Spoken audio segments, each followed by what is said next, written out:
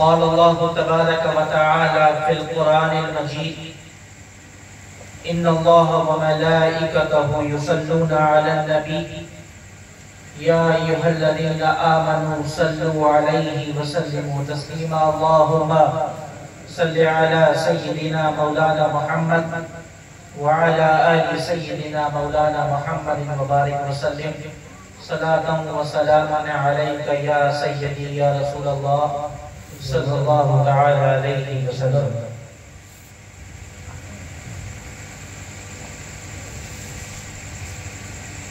नबी के नूरे नजर को हुसैन कहते हैं। नबी के नूरे नजर को हुसैन कहते हैं। अली के इल्मो हुनर को हुसैन कहते हैं। अली के इल्मो हुनर को हुसैन कहते हैं। और यजीद कहते हैं हम जेर को हिकारत से। यजीद कहते हैं हम जेर को हिकारत से। नई लुगत में जबर को हुसैन कहते हैं। नई लुगत में जबर को हुसैन कहते हैं। तुम्हें जो कहना है कहते रहो न रोको हमें। तुम्हें जो कहना है कहते रहो न रोको हमें कि हम तो दाफ़े शर को हुसैन कहते हैं। कि हम तो दाफ़े शर को हुसैन कहते हैं। और जिसे ना रोक सके जुल्म हक बयानी से। जिसे न रोक सके जुल्म हक बयानी से हमें से शेरे बबर को हुसैन कहते हैं। नारे तकबीर, नारे तकबीर, नारे रिसालत, शहीद आजम, शहीद आजम। हमें से शेरे बबर को हुसैन कहते हैं। और शिकस्त रख दें यजीदी भी अब यजीद का नाम। शिकस्त रख दें यजीदी भी अब यजीद का नाम। हुसैनी फतहो जफर को हुसैन कहते हैं। हुसैनी फतहो जफर को हुसैन कहते हैं। धुआं सियाही अंधेरा यजीद से मंसूब। धुआं सियाही अंधेरा यजीद से मंसूब। चराग शम्स कमर को हुसैन कहते हैं। चराग शम्स कमर को हुसैन कहते हैं। और यजीद खार है बदरू है शाम है मंजर। यजीद खार है बदरू है शाम है मंजर। गुलाब हुस्न सहर को हुसैन कहते हैं। अल्लाहुम्मा सल्लि अला सय्यिदिना मौलाना मुहम्मद व अला आलि सय्यिदिना मौलाना मुहम्मद व बारिक व सल्लिम सलातन व सलामन अलैका या सय्यदी या रसूलल्लाह सल्लल्लाहु तआला अलैहि व आलिहि वसल्लम। अल्लाह तबारक व तआला का शुक्र, उसका एहसान, उसका फज़ल कि आज हम और आप यहाँ जमा होकर, इकट्ठा होकर जिक्र शुहदाए करबला कर रहे हैं। इमाम अली मकाम का जिक्र कर रहे हैं और सुन रहे हैं। अल्लाह तबारक व तआला इसको कबूल फरमाए, आमीन। और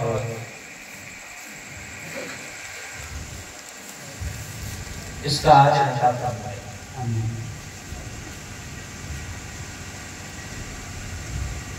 अल्लाह तबारक व तआला इरशाद फरमाता है, कुल ला अस्अलुकुम अलैहि अजरन इल्ला अल-मवद्दता फिल कुर्बा। ए महबूब सल्लल्लाहु अलैहि वसल्लम, आप फरमा दीजिए, आप कह दीजिए कि मैंने जो तुम तक दीन पहुंचाया है, जो मैंने तुम्हें शरीयत अता की है, तुम्हारे पास शरीयत पहुंचाई है, जो अल्लाह का पैगाम तुम तक पहुंचाया है, उस पर मैं तुमसे कोई अज्र तलब नहीं करता, कोई अज्र नहीं मांगता। इल्लल मवद्दता फिल कुर्बा, सिवाय इसके कि मेरे कुराबतदारों से मोहब्बत कर, मेरे घर वालों से मोहब्बत कर।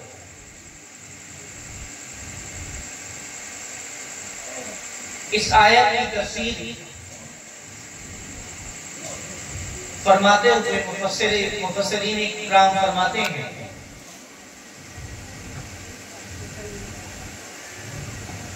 कि अल्लाह तबारक व तआला ने कुरान में पिछले अंबिया के जो वाक़यात जिक्र किए उनको जिक्र करते हुए फरमाया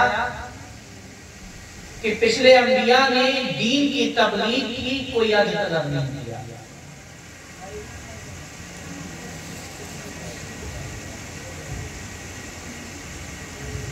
जिस तरह जनाबे नूह अलैहिस्सलाम ने फरमाया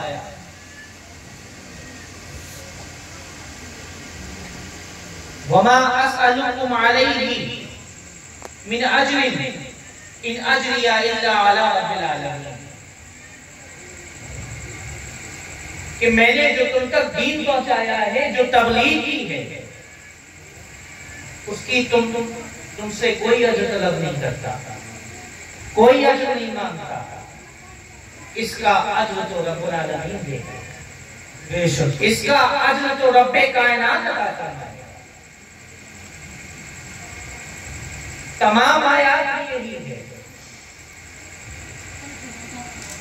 कि किसी नबी ने भी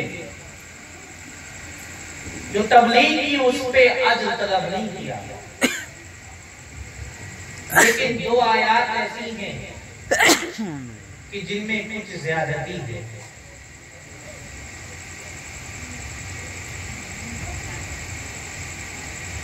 फरमाया कुल मा असअलुकुम मिन अज्रिन इल्ला मा शाअ अन यत्तखिज़ इला रब्बिही सबीला। फरमाया कि ए महबूब आप कह दीजिए कि मैंने जो तुम तक दीन पहुंचाया है, जो तुम्हें शरीयत बताती है, उस पर कोई अज्र तलब नहीं करता, मगर जो चाहे वो अल्लाह की तरफ रास्ता इख्तियार। एक चीज जाहिर है, कोई अज्र नहीं मांगता, मगर जो शख्स चाहे वो अल्लाह की तरफ रास्ता इख्तियार करे, वो अल्लाह के करीब हो जाए। और जो मैंने आयत तिलावत की उसमें फरमाया कुल ला असअलुकुम अलैहि अजरन इल्लल मवद्दता फिल कुर्बा, कि जो दीन तुम तक पहुंचाया, जो शरीयत तुम्हें अता की, उस पर कोई अज्र नहीं मांगता। लेकिन एक चीज आता है, क्या है? इल्लल मवद्दता फिल कुर्बा,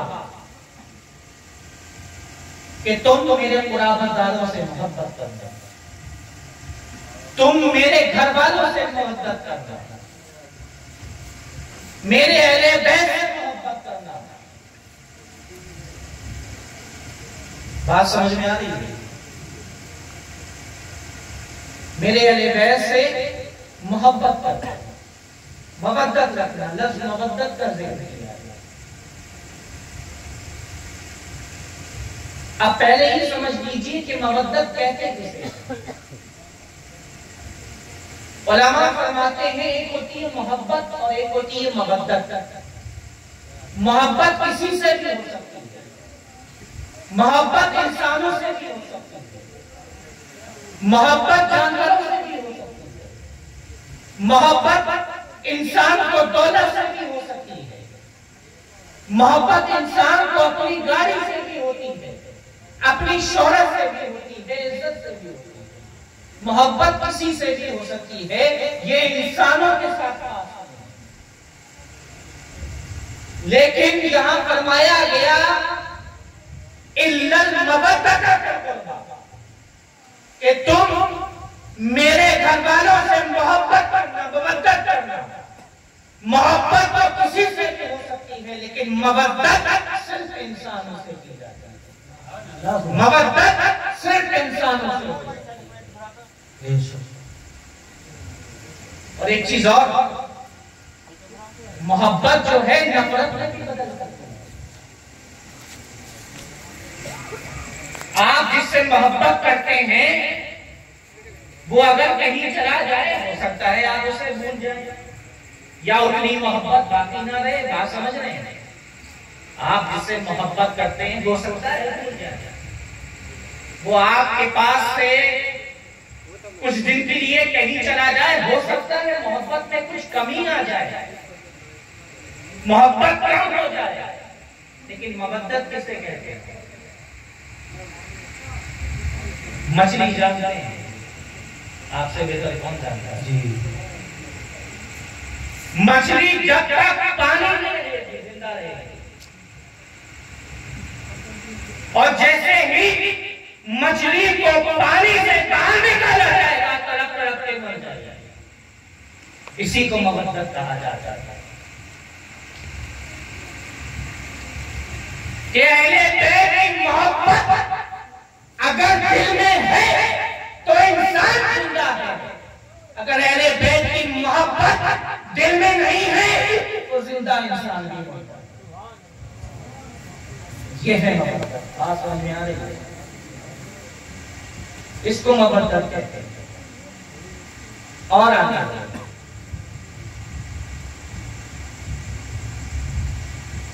इस आयत की तफसीर फरमाते हुए इमाम ज़मख़शरी फरमाते हैं, इल्लल मवद्दत फिल क़ुरबा, इसके दो माना बयान करते हैं। कितने माना बयान करते हैं? दो माना बयान करते हैं, दो मानी बताते हैं। पहला, इल्ला मवद्दतल क़ुरबा, कि अहले बैत से, नबी के घर वालों से इसलिए मोहब्बत करो कि वो अल्लाह के करीब हैं, उन्हें अल्लाह का खास कुर्ब हासिल है, वो अल्लाह के नजदीक हैं। अहले बैत मुस्तफा से इसलिए मोहब्बत करो कि अल्लाह उनसे मोहब्बत फरमाता है। ये एक माना हो गया। और दूसरा माना बयान फरमाते हैं, इल्ला मवद्दतन लिल क़ुरबा, कि नबी के घर वालों से इसलिए मोहब्बत करो कि अल्लाह का रसूल उससे मोहब्बत करता है, वो अल्लाह के महबूब के करीब है, नबी करीम उनसे मोहब्बत करता है। अल्लाह के रसूल सल्लल्लाहु अलैहि वसल्लम फरमाते हैं कि अल्लाह से मोहब्बत करो कि उसने तुम्हें बेशुमार नेमतों से नवाजा है, तरह तरह की नेमतों से नवाजा है,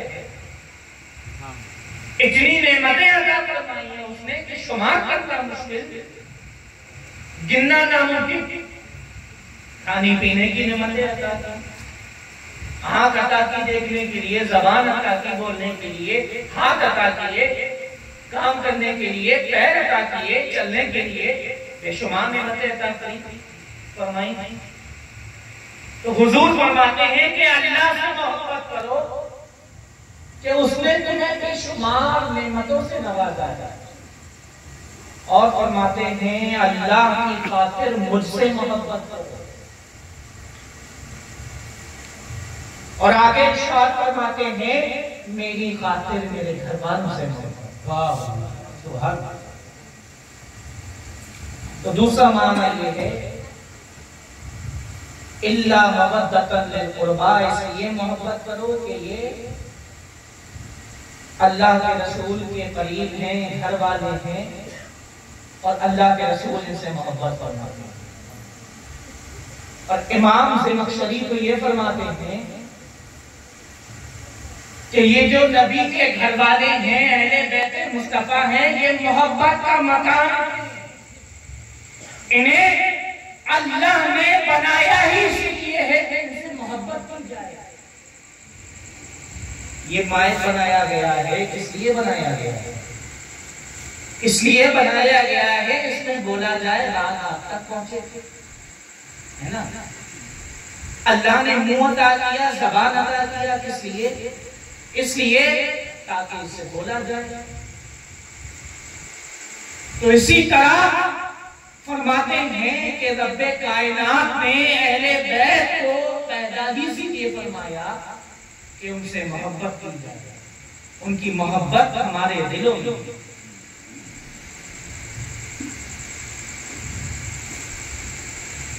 और याद रखिएगा, अहले बैत को हमारी मोहब्बत की जरूरत नहीं है। अहले बैत को हमारी मोहब्बत से कोई फायदा नहीं पहुंचता, और ना अल्लाह के रसूल को कोई फायदा पहुंचता है कि हम अहले बैत से मोहब्बत करें, और ना अल्लाह को कोई नफा ना फायदा।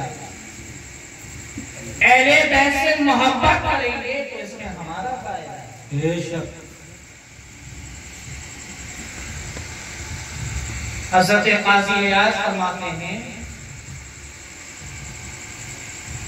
कि अहले बैत से मोहब्बत करने में अल्लाह के रसूल का, ना अल्लाह का, ना अहले बैत का कोई फायदा नहीं, बल्कि जो अहले बैत से मोहब्बत करेगा इसमें उसका फायदा।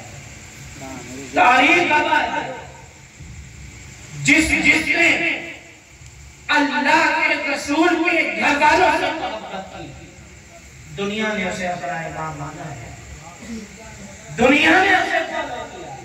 बेशक इमाम आज़म अबू हनीफा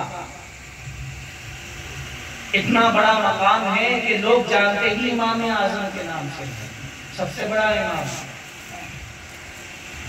जिनके तरीके पर हम और आप नमाज पढ़ते हैं, फिक़ह में हम और आप जिनको फॉलो करते हैं, जिनकी हम और आप तक़लीद करते हैं, वो इमाम सबसे बड़े इमाम। फरमाते हैं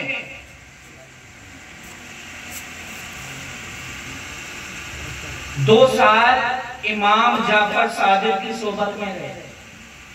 कौन इमाम जाफर सादिक? अहले बैत।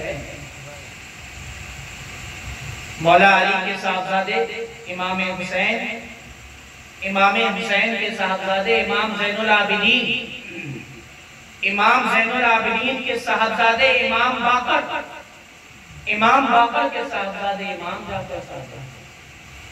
2 साल इमाम आज़म आपकी सोहबत में रहे, आपकी खिदमत में रहे, इतना बड़ा इमाम। फरमाते हैं कि अगर वो 2 साल इमाम जाफर के मुझे ना नसीब होते तो अबू हनीफा हलाक हो गया।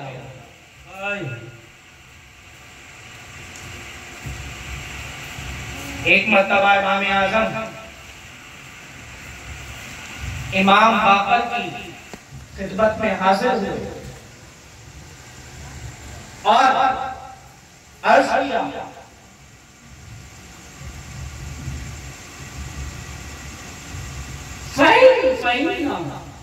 लका इंदी हुर्मतन का हुर्मती जद्दिका फी हयातिही अला अस्हाबिही।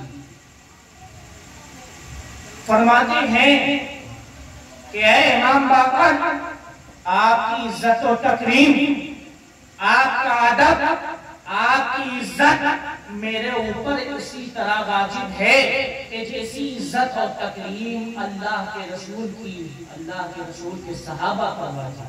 सुभान अल्लाह। फरमाते हैं आपकी इज्जत, आपकी तकरीम और आपकी मोहब्बत, आपका अदब मेरे दिल में वैसा ही है जैसा सहाबा के दिल में नबी करीम सल्लल्लाहु अलैहि वसल्लम। और आगे बढ़िए, यही इमाम आज़म है, यही इमाम आज़म है।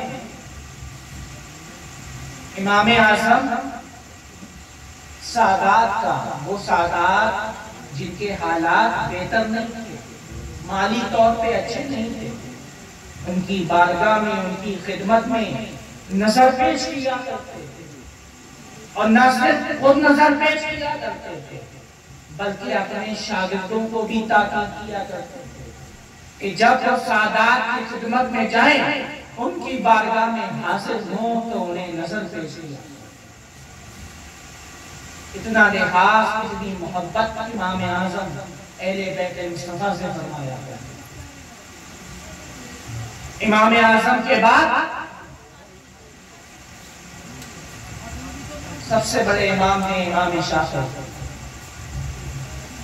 आप फरमाते हैं, या आला बैती रसूलिल्लाह उब्बकुम फरादुन मिनल्लाहि फिल कुरानी अनज़ला, कि अहले बैत, ए नबी के घर वालों, आपकी मोहब्बत अल्लाह की तरफ से कुरान में फर्ज की गई है।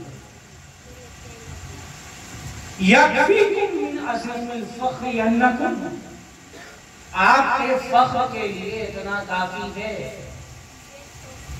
कि मन लम युसल्ली अलैकुम ला सलात लहू, कि जो आप पर दुरूद ना पढ़े उसकी नमाज नहीं। आपके बाद इमाम मालिक ने किससे ना आप भी अहले बैत के सच्चे आशिक और अहले बैत से शदीद मोहब्बत रखा करते थे। इमाम जाफर की बारगाह में जब कोई फिक़ही सवाल करने आता तो आप फरमाते, इज़हब इला मालिक इंदहु इल्मुना, कि मालिक के पास जाओ, हमारा इल्म उसके पास, उससे जाकर सवाल करो, उससे जाकर। एक और इमाम है, चार इमाम है ना, चौथे इमाम है इमाम अहमद बिन हंबल। कौन है इमाम अहमद बिन हंबल?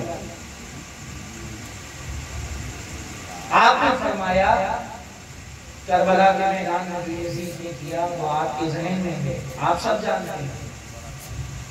इमाम अहमद बिन हंबल फरमाते हैं कि यजीद ने जो कुछ किया और जितना किया ये उसके लिए काफी है, यानी जो उसने किया है ये इतना खराब है जो बयान नहीं किया जा सकता, इतना खराब है जो जिक्र नहीं किया जा सकता। इमाम अहमद बिन हंबल के साहबजादे आपकी बारगाह में हाजिर हुए और अर्ज़ किया कि कुछ लोग यजीद की तरफदारी करते हैं,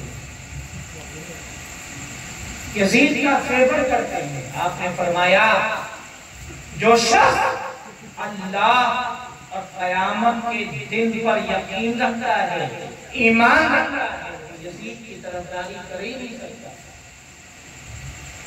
वो यजीद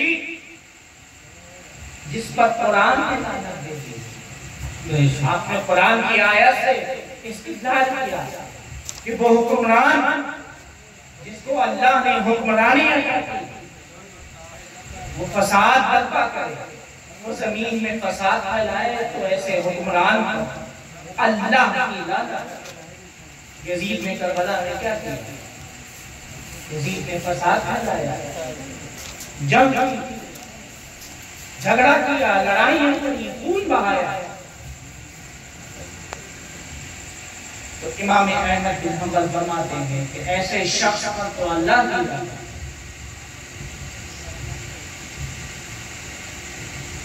चारों इमाम अहले बैत से मोहब्बत रखा करते थे, उनके दिल में अहले बैत का इश्क था। इतना बड़ा मकाम अल्लाह ने अता किया, आज दुनिया उन्हें अपना इमाम मानती है। इमाम निसाई जब दमिश्क में पहुंचे तो देखा यहाँ खारजियत मौजूद है, यहाँ लोग मौलाए कायनात हज़रत अली की शान में गुस्ताखियां कर रहे हैं, उन्हें बुरा कह रहे हैं, उनसे नफरत रखते हैं अपने दिल में। तो इमाम निसाई ने मौलाए कायनात के फज़ाइल पर एक किताब लिखी जिसको क़साइस अली के नाम से जाना जाता है। वो किताब लिखी तो वहां के लोगों ने आप पर जुल्मों से ज्यादती की, आपको इज्जत पहुंचानी शुरू कर दी, तकालीफ दी और इतना जुल्म किया कि उसी जुल्म में आपकी रूह बर्बाद कर गई, आप शहीद हो गए, ईजा पहुंचाई गई, लेकिन अली अली करना नहीं छोड़ा, तकलीफें दी गई लेकिन अली अली जपना नहीं छोड़ा, यहाँ तक के जान दे दी अली की मोहब्बत दिल से जुड़ा नहीं। तो ये अहले बैत की मोहब्बत है, अहले बैत की मोहब्बत हमारे लिए फायदे है, अहले बैत की मोहब्बत हमारे लिए नफा बख्श है, ना इसका नफा अहले बैत को पहुंचता है, ना इससे कोई अल्लाह के रसूल को फायदा है। अल्लाह तबारक व तआला हमारे दिलों में भी अहले बैत की सच्ची और पक्की मोहब्बत डाले, आमीन। और आगे बढ़िए।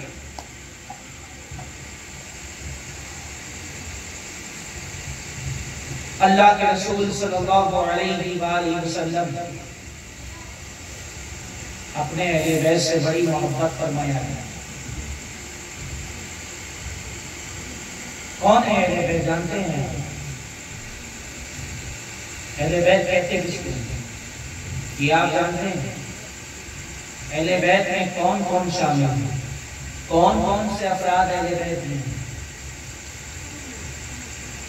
नहीं जानते हैं तो जान लीजिए कि बहुत गलत बात है कि हम ये भी नहीं जानते कि आखिर अहले बैत कहाँ किसको जाता है।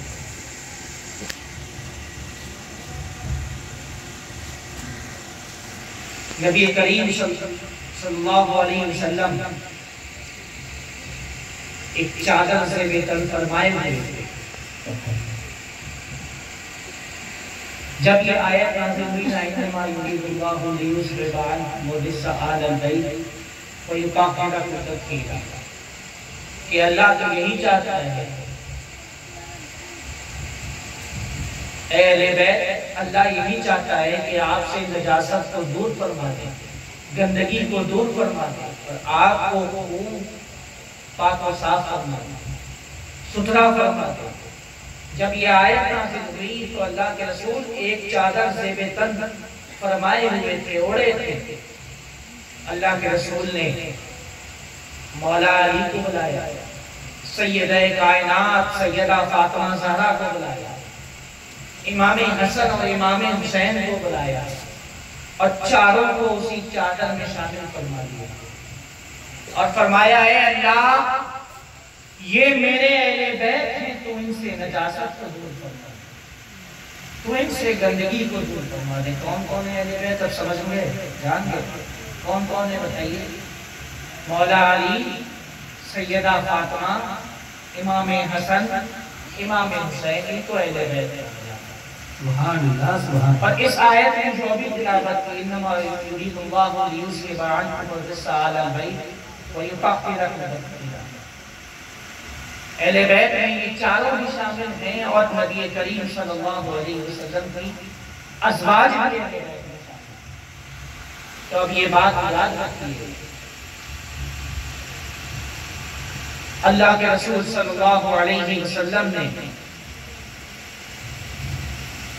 फरमाया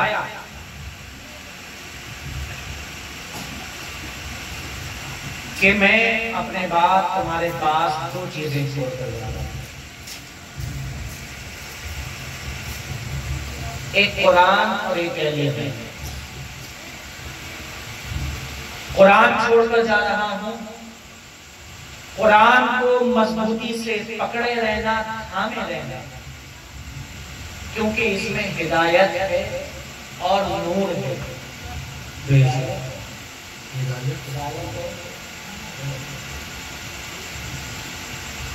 कुरान को मजबूती से थामे रहे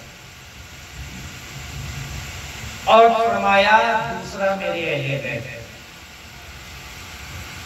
3 मरतबा इरशाद फरमाया मैं अपने अहले बैत के मामले में तुम्हें अल्लाह याद दिलाता हूं। सुभान। मैं अपने अहले बैत के मामले में तुम्हें अल्लाह याद दिलाता हूँ। कुरान का जिक्र एक बार, कुरान का जिक्र एक बार और अहले बैत का जिक्र 3 बार कि मैं अपने अहले बैत के मामले में तुम्हें अल्लाह याद दिलाता हूँ। मैं सोचने लगा कि आखिर कुरान का जिक्र एक बार किया कि कुरान छोड़कर जा रहा हूँ, उसे मजबूती से पकड़ो, और अहले बैत का जिक्र 3 बार किया कि मैं अपने अहले बैत के मामले में तुम्हें अल्लाह याद दिलाता हूँ, यानी मेरे अहले बैत के साथ अच्छा सलूक करना, उनसे मोहब्बत रखना। आखिर ऐसा क्यों? 3 बार अहले बैत का जिक्र, 1 बार कुरान का जिक्र, 1 बार कुरान का जिक्र। जब कुरान खोला तो उसमें एक आयत मिली, अल्लाह फरमाता है युदिल्लु बिही कसीरन व यहदी बिही कसीरा, कि इसी कुरान बहुत से लोग गुमराह हो जाएंगे और बहुत से हिदायत पाएंगे। क्या समझ रहे हैं आप लोग? बहुत से लोग गुमराह हो जाएंगे, बहुत से हिदायत आ जाएंगे। तो 3 बार अहले बैत का जिक्र इसलिए फरमाया गया, जो कुरान को तन्हा पढ़ेगा, अकेले पढ़ेगा, वो गुमराह हो सकता है, वो भटक सकता है, लेकिन जो अहले बैत की मोहब्बत दिल में रखकर, अहले बैत की मोहब्बत की रोशनी में, अहले बैत की मोहब्बत के नूर में कुरान को पढ़ेगा, वो कभी नहीं भटकेगा, वो कभी गुमराह नहीं हो सकता।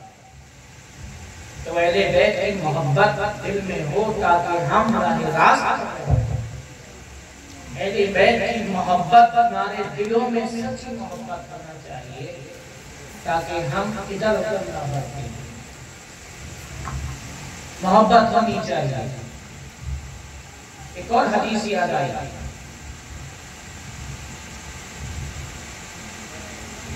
अल्लाह के रसूल फरमाते हैं कि अगर कोई शख्स मकाम इब्राहीम और हजरे अस्वद के दरमियान नमाज पढ़ता हो, कहाँ?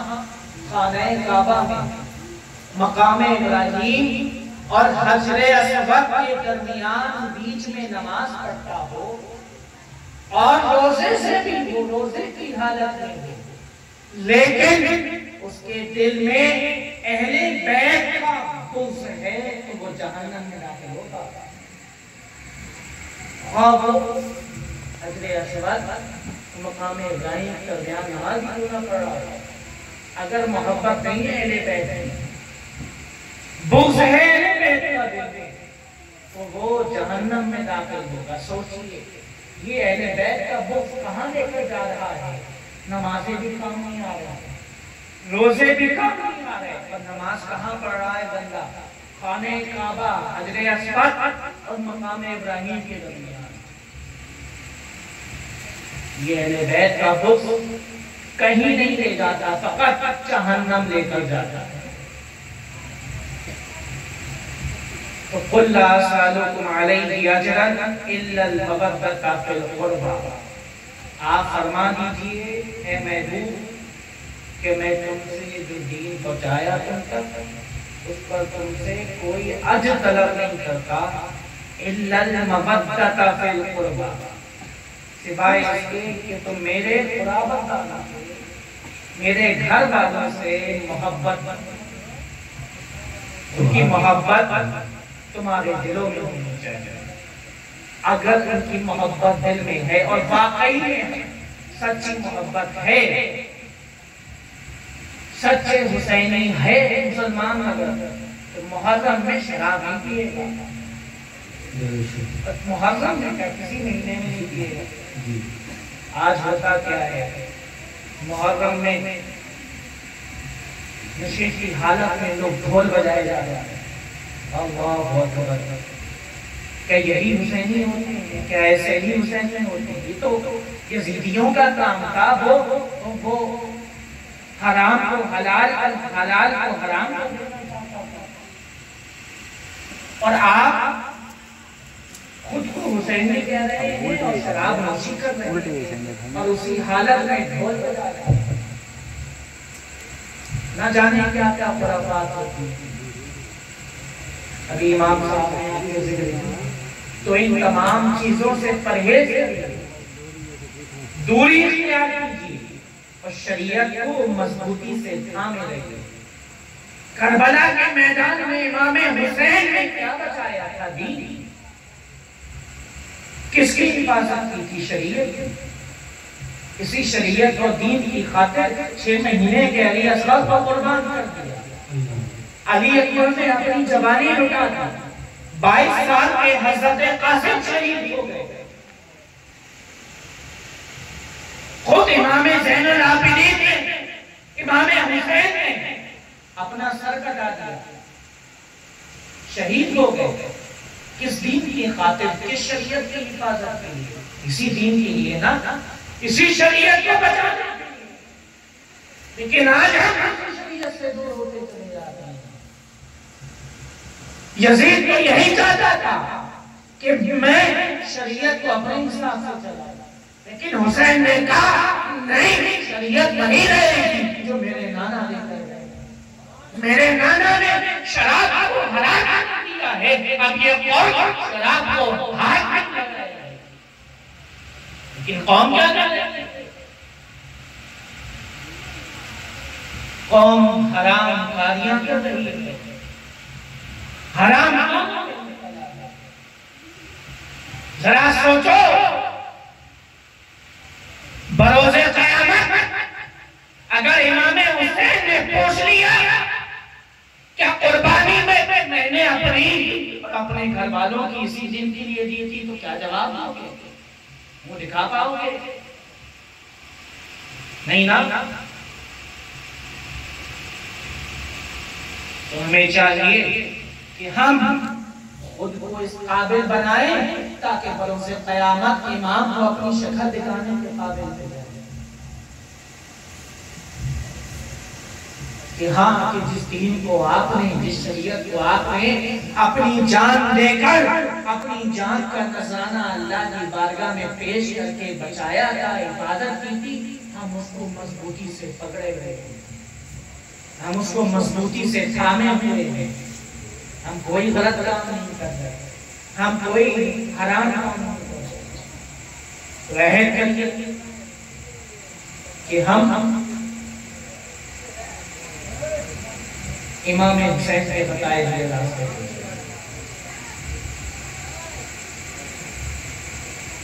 हमने तो इमाम हुसैन को माना है। ये तो वो काम है जो यजीद आम करना चाहता था।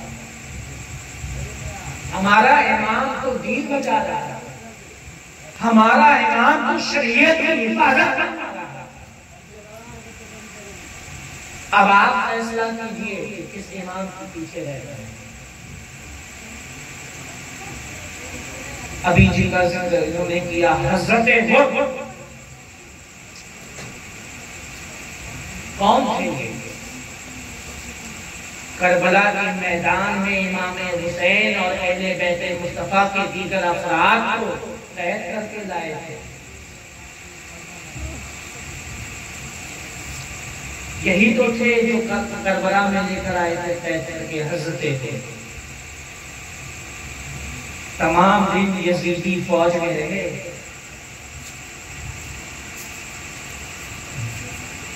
यजीदी फौज के इमाम के पीछे नमाज पढ़ते रहे। नमाजें तो उधर भी थी, नमाजें इधर भी थी, रोजे उधर भी थे, रोजे इधर भी थे, कलमा उधर भी था, कलमा इधर भी था। जरूरी नहीं हर नमाज पढ़ने वाला हक नहीं हो सकता।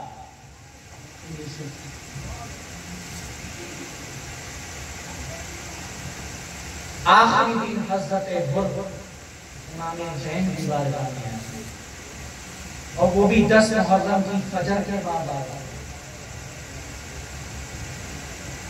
इतने दिन तक यजीदी इमाम के पीछे नमाज पढ़ी, उन्हीं के साथ रहे, कैद करके भी लाए। लेकिन आखिरी दिन 10 मुहर्रम को फजर के बाद इमाम आली मकाम की बारगाह में हाजिर हुए, माफी तलब की जाए है। क्या इमाम है ये?